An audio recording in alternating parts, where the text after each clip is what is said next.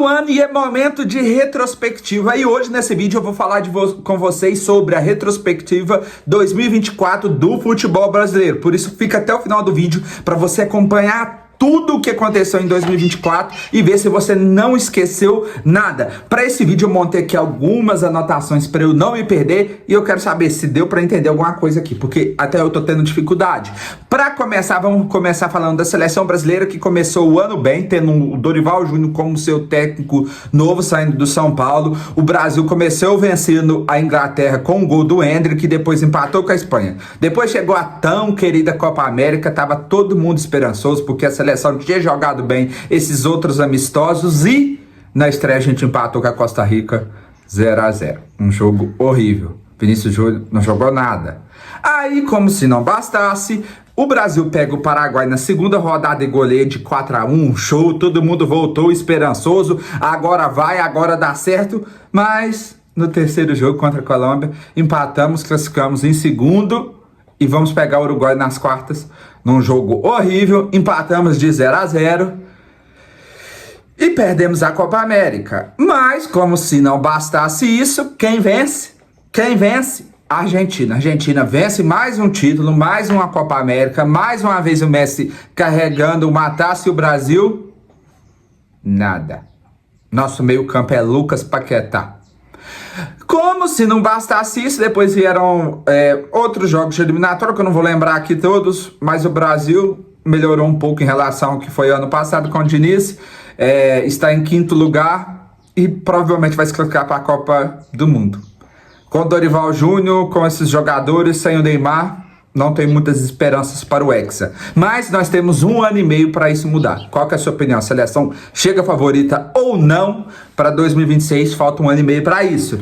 Agora vamos começar falando do Brasil, o que de fato interessa para nós. O ano sempre começa com a Supercopa do Brasil, onde a gente teve o campeão da Copa do Brasil, São Paulo, contra o campeão do Brasileirão, Palmeiras, e a gente teve um jogo emocionante que terminou 0-0. 0-0 definido nos pênaltis, São Paulo campeão da Supercopa, primeiro título do Carpini. O Carpini que não iria durar muito tempo no São Paulo e foi demitido para a contratação do Luiz Zubeldia. Ele que tinha sido campeão da Copa Sul-Americana no ano passado. Ixi, começou a chover. Se o áudio não estiver trabalhando, eu vou continuar e depois vou tentar melhorar. Ele tinha sido campeão da Sul-Americana em 2023 e chegava para ser técnico de São Paulo, elogiado, falando que conhecia o Tele, que não sei o que, chegou bem. E o São Paulo, vou falar um pouquinho para frente. Depois disso, a gente tinha muita expectativa para o Campeonato Brasileiro. E antes de falar do Campeonato Brasileiro, vamos falar dos principais campeões dos estaduais. No Rio de Janeiro, sem muita diferença, a gente teve o Flamengo ganhando, o Tite dando a sua medalha de campeão para o treinador do Volta Redonda. E depois ele ficou sem medalha nenhuma, porque ele foi demitido no meio do ano. Ele não tem nenhuma lembrança do Flamengo. O Atlético Mineiro ganha o Campeonato Mineiro, o Grêmio ganha o Campeonato Gaúcho e o Palmeiras ganha o Campeonato Paulista com a surpresa do Santos do Carille chegando à final e o Corinthians quase sendo rebaixado com o Mano Menezes no Campeonato Paulista. Agora, começando o Brasileiro, a gente tinha muita expectativa em Palmeiras, São Paulo e Fluminense, os atuais campeões. O Palmeiras era atual campeão do Brasil, o São Paulo da Copa do Brasil e o Fluminense da Libertadores. A primeira quebra de expectativa, o Fluminense foi horrível, horrível. O Fluminense contratou só jogador velho, ruim, fez uma pré-temporada horrível, tomou um baile do Manchester City, 4-0 City, e quase foi rebaixado nesse ano.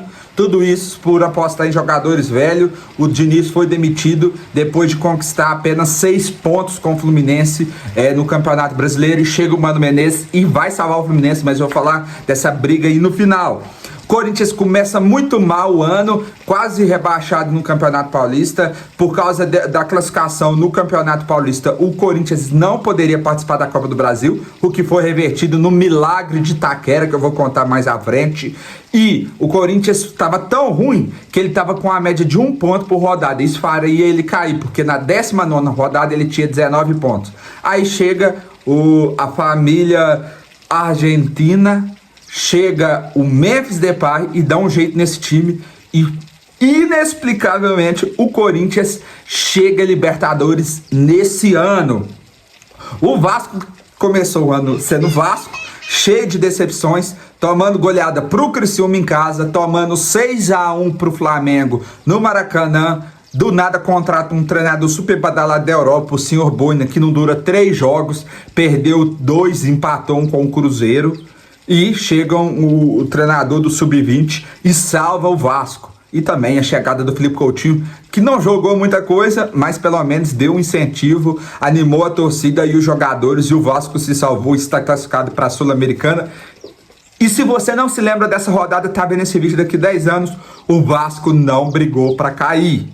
Ele começou um ano horrível, mas um tal de Rafael Paiva salvou o ano do Vasco. E também o Pedrinho expulsou a 7-7 do Vasco. Muito interessante. O Endrick no meio do ano foi embora pro Real Madrid, começou bem, fez gol na Champions. O cara iluminado, mas hoje ele é banco. Come banco, quase não entra.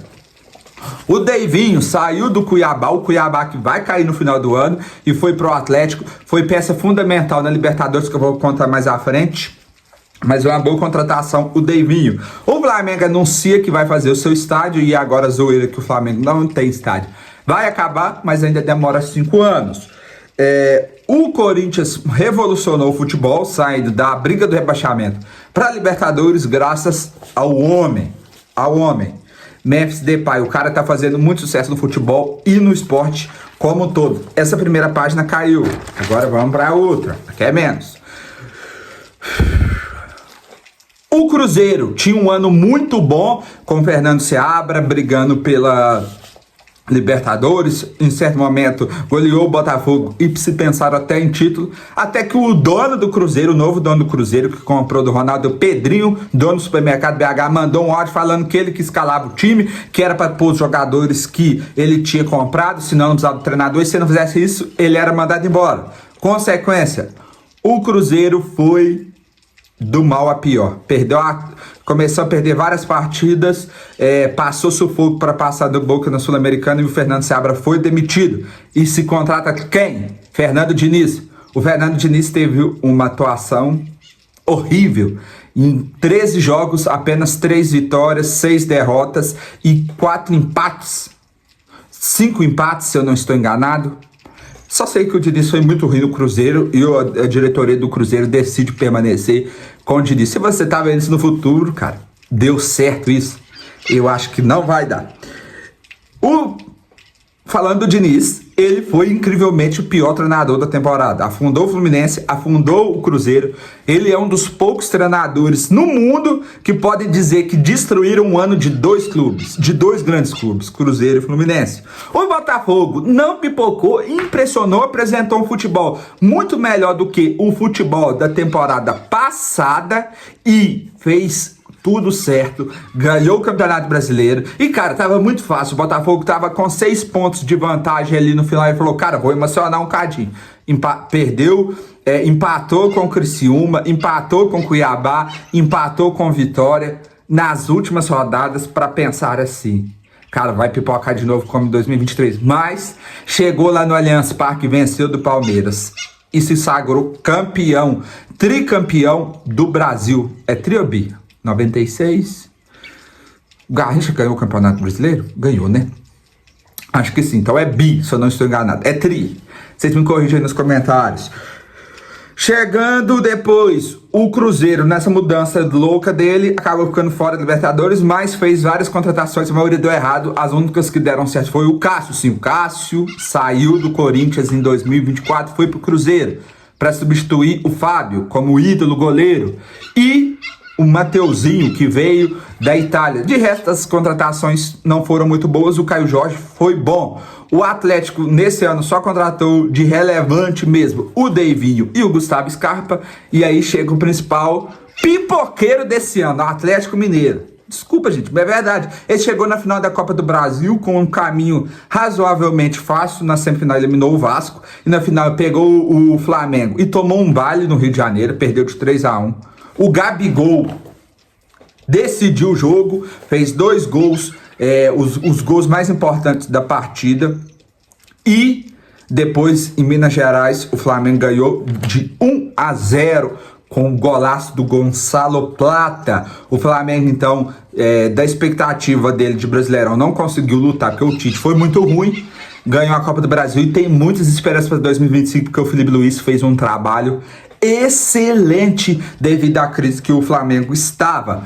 E o Atlético não é o suficiente em pipocar na final da Copa do Brasil, porque tudo bem perder, mas perder como o Atlético perdeu, principalmente o primeiro jogo, foi uma vergonha. O time não estava preparado para aquele jogo. Chega a final da Libertadores que o Atlético fez um jogo perfeito contra o River Plate, fez 3-0 em casa, empatou lá na Argentina numa festa tremenda, 80 mil torcedores, pegava o Botafogo, que também tinha feito um jogo espetacular contra o Peñarol, eliminou o Palmeiras no Aliança, e aos 30 segundos de jogo, o Gregory foi expulso e o Botafogo ia jogar 90 minutos, talvez mais 30, mais 120 minutos com um jogador a menos. Aí todo mundo pensa, o Atlético vai amassar. E não foi isso que aconteceu.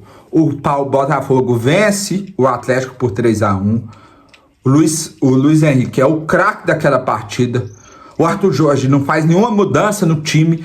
E o Atlético é superado também na Libertadores, pipocou em 2 jogos, em jogos que não poderia ter perdido da forma que foi. Cara, eu esqueci de alguma coisa nessa retrospectiva? Diga aqui nos comentários. Se você não é inscrito no meu canal, vou te falar. Inscreva-se, eu falo de futebol aqui todos os dias, vídeos de futebol todos os dias, por isso eu conto com a sua inscrição para ajudar o nosso canal a crescer mais e a cada vez a gente crescer como comunidade. Se inscreva e diga a sua opinião, a sua zoação, o seu time rival que foi citado aqui, e tamo junto e até o próximo vídeo.